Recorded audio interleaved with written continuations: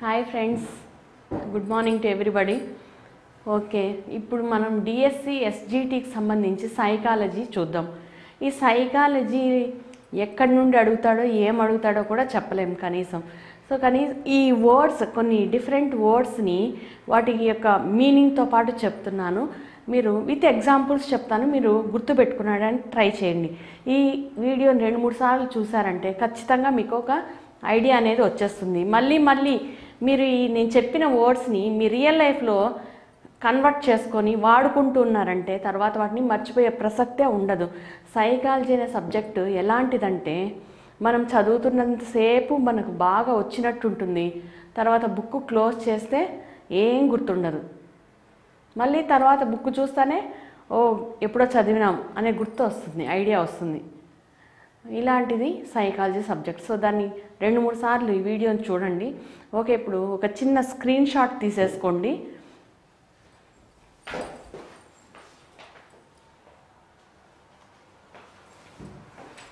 Okay friends, ఇప్పుడు నేను చెప్పే ఈ వర్డ్స్ విత్ మీనింగ్స్ మీరు నేర్చేసుకున్నారంటే తర్వాత మీకు సైకాలజీ ఎగ్జామ్ని ఫేస్ చేయడానికి కొంచెం ఉపయుక్తం అవుతుంది అనుకుంటున్నాను. ఎక్కడి నుండి ఇస్తాడో ఏమి ఇస్తాడో మనకు తెలియదు కాబట్టి కొన్ని విషయాల వరకు మనం అవగాహన ఏర్పరచుకుందాం. ఫస్ట్ ఆఫ్ ఆల్ గెస్టాల్ట్ వాదం. గెస్టాల్ట్ వాదం అంటే ఏంటంటే సమగ్ర ఆకృతి లేదా వ్యవస్థీకృత మొత్తంగా చూడడం. సపోజ్ మనం అనుకోండి, సినిమా చూస్తున్నాం. సినిమానైతే మొత్తం చూస్తామా లేకపోతే సగమే చూస్తామా? కొంతవరకే చూసి వచ్చేయం, మొత్తం చూస్తాం. ఇలా ఏదైనా సపోజ్ ఒక చతురస్రం కానీ, చతురస్రంలో 4 భుజాలు సమానంగా ఉంటాయి మరియు 4 భుజాలు ఉంటాయని తెలుసు. అందులో ఒక్కొక్క భుజాన్ని సపరేట్గా చూడకుండా 4 భుజాలను కలిపి చూస్తేనే మనకు అది చతురస్రం అని అర్థమవుతుంది. ఇలాంటివి తీసుకోవచ్చు. సో వీటిని ఏమంటారు? సమగ్రాకృతి లేదా వ్యవస్థీకృత మొత్తం, టోటల్గా అని అర్థమవుతుంది. మన రియల్ లైఫ్లో కన్వర్ట్ చేసుకున్నట్టు అయితే దీన్ని గెస్టాల్ట్ వాదాన్ని.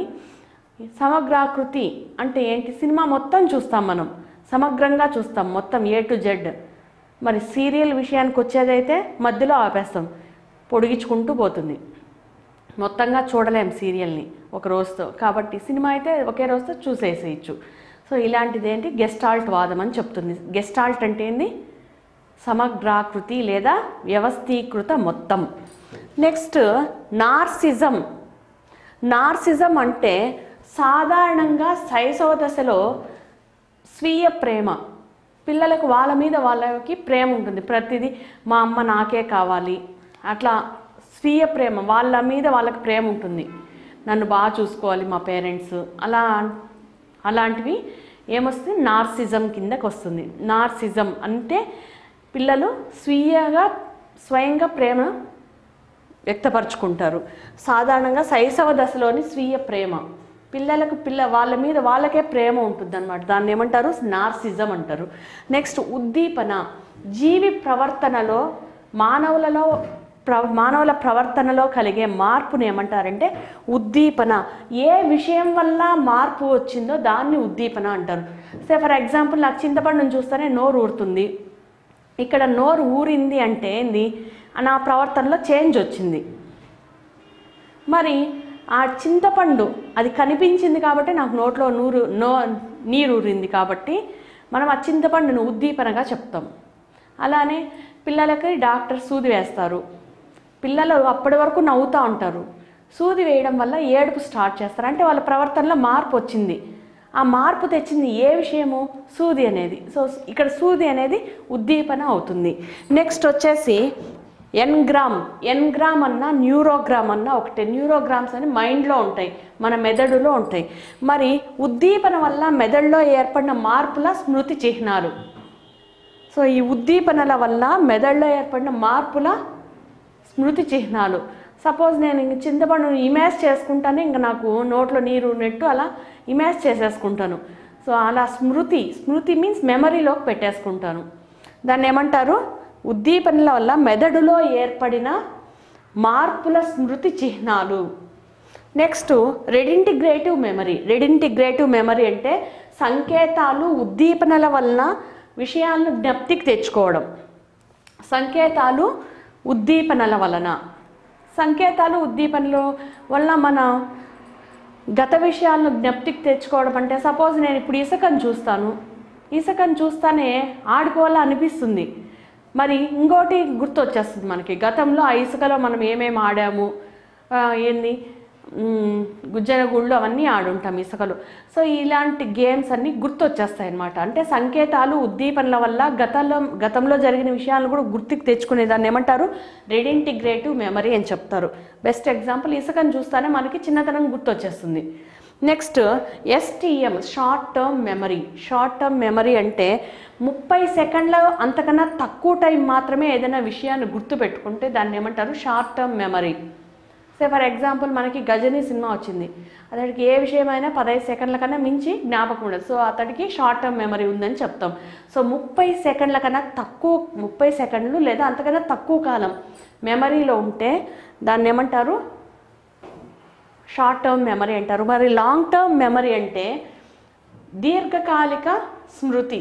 ఈ దీర్ఘకాలిక స్మృతి అంటే 5 నిమిషాల కంటే ఎక్కువ కాలం, 5 నిమిషాలు లేదా అంతకంటే ఎక్కువ కాలము ఉండే స్మృతిని ఏమంటారంటే లాంగ్ టర్మ్ మెమరీ, దీర్ఘకాలిక స్మృతి.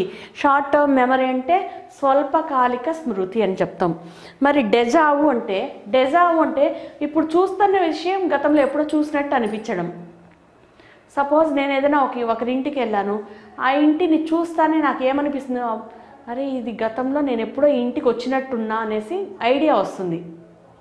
సో అలా అనిపించడాన్ని ఏమంటారంటే డెజావు అంటారు. డెజావు ఇప్పుడు నేను ఇంతకుముందు చెప్పాను సైకాలజీ బుక్ తీస్తే అన్నీ వచ్చేసినట్టే ఉంటుంది, బుక్ మూస్తే ఏం గుర్తురాదు. మళ్ళీ బుక్ ఓపెన్ చేస్తే ఏమనిపిస్తుంది, ఇది ఎప్పుడో చదివినట్టున్నాం, ఇదేనా అన్నట్టు అనిపిస్తుంది.